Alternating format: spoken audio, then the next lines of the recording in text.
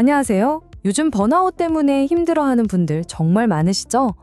이 지긋지긋한 스트레스를 한 방에 날려버릴, 그것도 무려 2000년이나 묵은 특효약이 있다면 어떠세요? 네, 오늘 바로 그 장자의 세계로 한번 깊숙이 들어가 보겠습니다. 회사나 학교에서 나 진짜 쓸모없는 사람인가? 이런 생각에 빠져본 적 있으세요? 이 빡빡한 경쟁 속에서 나만 뒤처지고 나만 잉여인간이 된 것 같은 기분, 다들 한 번쯤은 느껴보셨을 거예요, 그쵸? 만약 그런 기분을 느껴보셨다면 축하드립니다. 왜냐고요? 철학자 장자는 바로 당신 같은 사람이야말로 최고의 인재라고 봤을 거거든요. 아니 이게 무슨 뚱딴지 같은 소리냐고요? 자, 쓸모없음이 가장 큰 쓸모다. 이 역설적인 말 속에 바로 오늘의 핵심, 새로운 관점을 여는 열쇠가 숨어 있습니다. 네, 바로 이겁니다. 스스로를 세상의 기준에 안 맞는 잉여라고 느끼신다면 장자는 바로 당신이 위대해질 수 있는 최고의 후보라고 말해요. 도대체 왜 그런 말을 했는지 지금부터 그 이유를 한번 파헤쳐보죠. 자, 그럼 본격적으로 한번 들어가 볼까요? 장자의 철학을 아주 기가 막히게 보여주는 세 가지 기묘한 이야기가 있거든요. 이 이야기들을 통해서 우리가 쓸모없다고 생각했던 것들이 어떻게 가장 강력한 무기가 되는지 한번 알아보겠습니다. 자, 첫 번째 이야기는요. 제목부터 재밌습니다. 거대한 새 대악플러들. 네, 맞아요. 엄청나게 큰 꿈을 가진 존재와 그걸 이해는커녕 비웃기만 하는 작은 비판가들. 딱 요즘 말로 하면 뭐랄까, 원대한 비전을 가진 사람과 그걸 조롱하는 악플러들의 이야기라고 할 수 있겠네요. 이야기 스케일이 정말 어마어마합니다. 한번 상상해 보세요. 수천 킬로미터짜리 거대한 물고기가 갑자기 새로 변신을 해요. 그리고는 날갯짓 한 번에 거의 지구 한 바퀴에 가까운 9만리 상공으로 솟구쳐 오르는 겁니다. 와, 그런데 땅에 있는 매미나 비둘기 같은 작은 새들은 이걸 보고 뭐라고 하는지 아세요? 쟤 왜 저렇게 오버한데 하면서 비웃는 거죠. 당연하죠. 자기들 눈높이에서는 이 거대한 붕새의 여정이 도저히 이해가 안 됐을 테니까요. 여기서 장자가 하고 싶은 말이 바로 이거예요. 여러분, 혹시 여러분의 꿈이 남들 눈에는 좀 엉뚱하고 거창하게 보이나요? 그렇다고 절대 주눅들지 마세요. 장자는 딱 잘라 말합니다. 참새가 어찌 대붕의 뜻을 알겠는가? 어쩌면 여러분은 아직 날개를 활짝 펴지 않은 바로 그 붕새일지도 모릅니다. 자, 다음 이야기로 넘어가 볼까요? 두 번째 이야기는 사회가 정해놓은 쓸모있음이라는 기준에 정면으로 질문을 던집니다. 도끼 자료가 되기엔 너무 못생긴 나무. 과연 쓸모있다는 게 항상 좋은 걸까요? 장자의 친구가 자기 집에 있는 나무 하나를 가리키면서 막 투덜거려요. 아니, 저 나무는 줄기는 울퉁불퉁하고 가지는 비비꼬여서 진짜 아무짝에도 쓸모가 없어. 근데 장자는 그걸 보고 빙그레 웃으면서 이렇게 말하죠. 여보게, 바로 그 쓸모없음 덕분에 저 나무가 도끼에 베이지 않고 살아남은 걸세.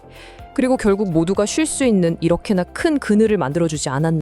이게 바로 장자 철학의 핵심, 무용지용, 즉 쓸모없음의 쓸모입니다. 세상이 정한 기준에 나를 맞추지 못하는 게 실패가 아니라는 거예요. 오히려 그게 나 자신을 온전히 지켜내기 위한 최고의 생존 전략일 수 있다는 거죠. 정말 멋지지 않나요? 자, 이제 마지막 이야기입니다. 이건 좀 머리가 띵해질 수도 있는 가장 심오한 이야기인데요. 우리가 철석같이 믿고 있는 이 현실이라는 것의 본질에 대해 아주 근본적인 질문을 던집니다. 어느 날 장자가 꿈을 꿨는데 자기가 훨훨 나는 나비가 된 거예요. 너무 즐거워서 자기가 사람이라는 사실조차 까맣게 잊었죠. 근데 잠에서 딱 깨고 나니까 혼란스러운 거예요. 내가 방금 나비가 되는 꿈을 꾼 건가? 아니면 지금 내가 나비가 인간이 된 꿈을 꾸고 있는 건가? 심지어 아내가 죽었을 때도 슬퍼하기는커녕 장자는 항아리를 두드리면서 노래를 불렀다고 해요. 죽음은 끝이 아니라 그냥 겨울이 가면 봄이 오듯 자연스러운 변화의 한 과정일 뿐이라면서요. 삶과 죽음, 꿈과 현실 같은 이분법적인 구분을 완전히 넘어선 거죠. 결국 이 이야기가 우리에게 말해주는 건 어떤 것에 대한 집착, 그리고 이건 좋고 저건 나쁘다는 식의 엄격한 구분을 내려놓을 때 비로소 진짜 평화와 자유가 찾아온다는 겁니다. 삶의 흐름을 그저 흐르는 강물처럼 판단 없이 받아들일 때 우리는 모든 두려움으로부터 자유로워질 수 있는 거죠. 자, 그럼 이런 2000년 전의 지혜, 너무 좋긴 한데 이걸 도대체 오늘날 우리 삶에 어떻게 써먹을 수 있을까요? 그래서 준비했습니다. 이 복잡한 세상 속에서 마음의 자유를 찾는 아주 간단한 3단계 실천 계획. 지금부터 알려드릴게요. 자, 첫 번째 단계입니다. 바로 비워내기. 몸을 위해 단식을 하듯 우리 마음에 낀 잡동사니들을 비워내는 거예요. 이걸 심죄라고 하는데요. 어렵게 생각할 거 없어요.